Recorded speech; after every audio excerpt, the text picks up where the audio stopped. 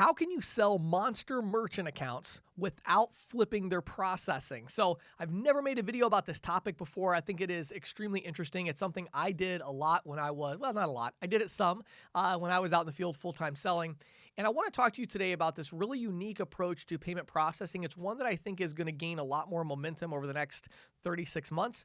So the basic idea is that how do we go after these, monster merchant accounts, these big, huge accounts where they're doing, a million a month, 500,000 a month, 2 million a month. How do we go after these accounts? Because, many times they've already negotiated what they believe are pretty good rates with their current processing company.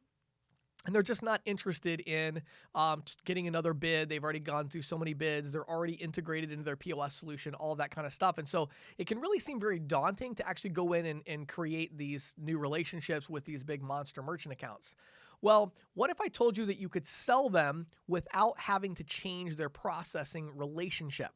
Now, this video is advanced. So if you're brand new to the industry, just stop it right here and go watch some of my other videos because you're going to have no idea what I'm talking about with a lot of this stuff. But for those of you that are really experienced in the industry, you've been doing it for a long time, this is something that I think will resonate with you. For those of you that have an ISO, you're an ISO executive, I would really encourage you to think about creating a separate team of people that would potentially go after these accounts using this methodology. So this is not original with me. There are definitely a few companies doing this. They often call themselves interchange consultants, that kind of thing. But the general idea is that you go into these monster merchant accounts with a totally different pitch.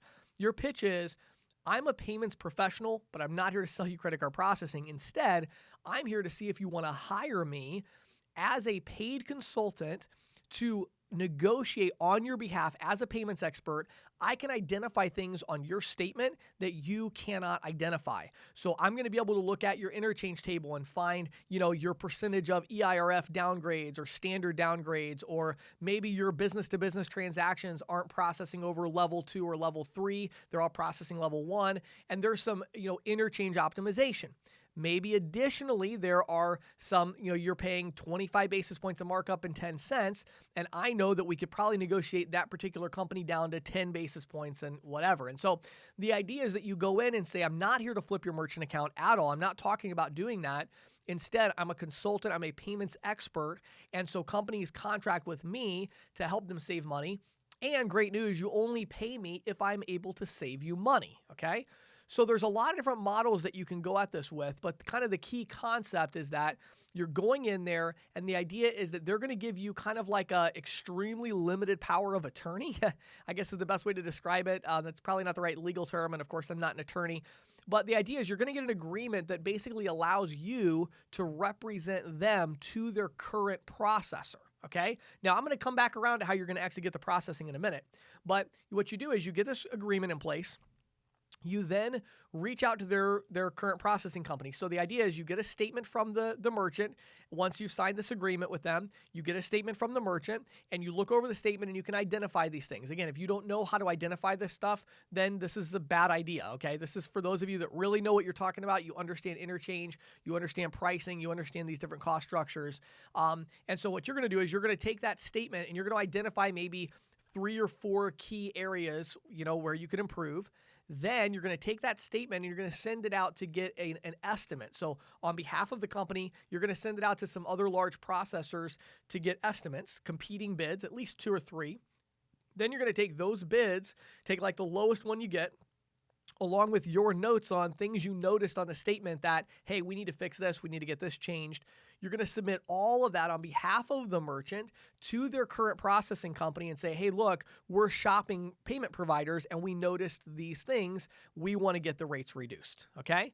Now, at this point, obviously, if it takes off, it would be a little harder to make this work. But as of right now, it's really shockingly easy to lower the cost for a big company because, number one, they normally have never done anything with interchange optimization at all. Their operational procedures are all screwed up as far as the data they collect and things like that.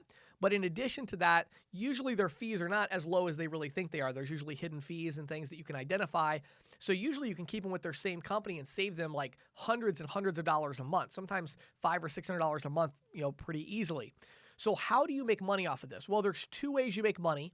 Number one, you're going to get a percentage of their savings, okay?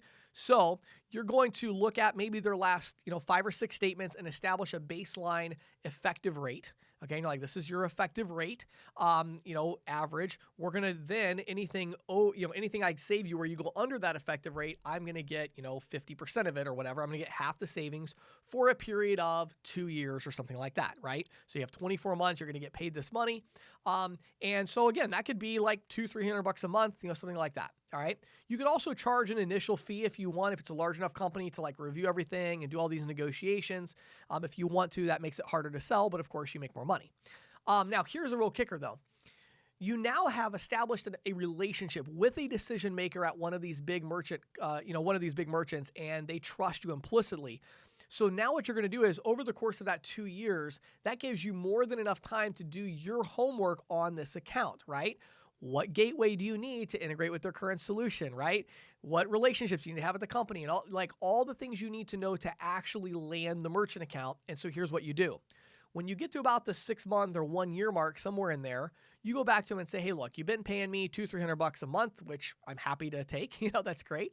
But I actually want to let you know that I think I've squeezed as much out of this as I possibly can for you. I don't think I'm going to be able to lower the rates much more with your current provider, but there is another provider that I work with. They actually pay me a commission when I bring them merchants. And I've done the research. I know your account well enough to know exactly what needs to be done to make a smooth integration. If you would like, I would be willing to switch you to this current provider, cancel our savings contract so you don't have to pay me that $300 a month anymore.